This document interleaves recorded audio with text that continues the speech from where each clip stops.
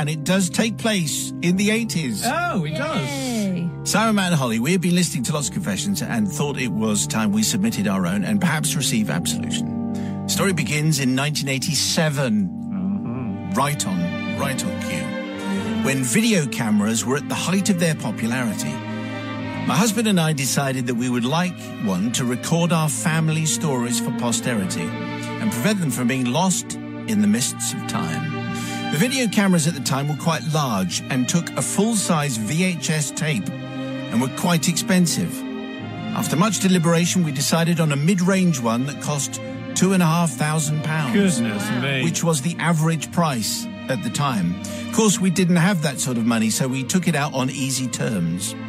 We then came up with a brilliant idea of funding the repayments by doing wedding videos, so we put the word around and soon had lots of happy couples booking us for their special day. I have to say our videos were not exactly professional, but we were a good price and captured the moments of the day. Soon we were doing a wedding every week and then progressed to christenings. This was bringing our debt down quite nicely. Thank you very much. And one day someone asked if we would do a recording at a Masonic meeting for the Grand Master or Worshipful Master or Lord of all Masons or Ryan Mason, maybe. Keeping it topical. Or Chief Banana or King of the Aprons, whatever. I'm not too sure what he was called, but he was very important and he was doing a very important speech. We agreed on a price of £30 and on the day we went along to the Masonic Hall with our special equipment, feeling very important and being allowed into such a secret society. The speech lasted about 45 minutes and at the end we packed up and we went home. As soon as we arrived home, we put it on the TV to check everything and watched, horrified, as we realized that in this momentous moment, can you have a momentous moment? Anyway, a moment of momentousness, we had forgotten to turn the microphone on. Oh, no. The Grand Master looked very impressive, but he was basically miming his way through the meeting, making the entire recording completely pointless. Perhaps people could lip read, I suggested helpfully, but my husband decided that the best course of action, now this is very strange behaviour, Go on. was to dub music over it and hope that no one noticed. Yes. We settled, for reasons lost in the mist of time, on The Greatest Love of All by Whitney Houston on a continuous loop for 45 minutes. Then returned the videotape to its plastic case, wrapped it tightly in shrink wrap that it would take 2 days to open. We duly delivered the tape, swapping it for 30 quid, and legged it home and immediately rang BT and asked to change our number. Sadly, this was the end of our video enterprise as we had to go into hiding for a year. But we would like to ask the forgiveness of the Brotherhood, or whatever they're called, for ruining their historic moment.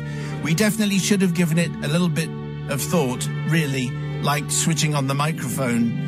It might have been the greatest speech ever given. We realized it might have contained profound wisdom. It might even have been the funniest speech of all time by a Mason. Alas, we will never know. To this day, listening to Whitney brings back horrific memories. I've just got Whitney Houston coming next, I've just noticed. Of the Grand Master in all his regalia, apparently miming to The Greatest Love of All for reasons that no one would ever know, apart from the fact that we do because we put the thing together in the first. Yes. Why they picked on Whitney Houston, The Greatest Love of All, for 45 minutes, I have no idea. But let's check in with Sister Holly to see if they're going to get any forgiveness at all. Yeah, it's a tricky one. It was such a rookie error, not turning on the microphone. Yeah, but you're a radio producer, so you're not coming at this impartially.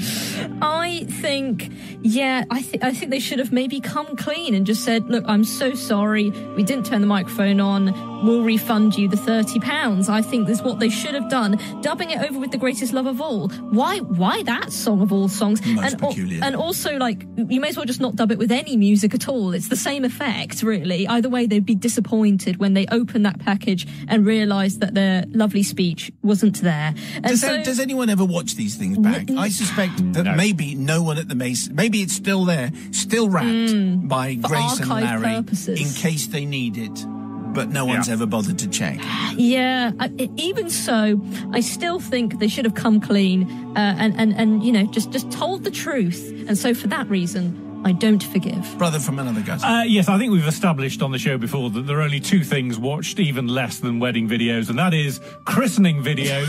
It's in the water, it's out of the water, What about it's back in speeches the water. from the Masons? And speeches by the Masons. That's Big below. King Mason, and below even that. So no one was going to watch this video anyway, and frankly, putting some Whitney Houston on it was only going to improve it. So nothing to be forgiven.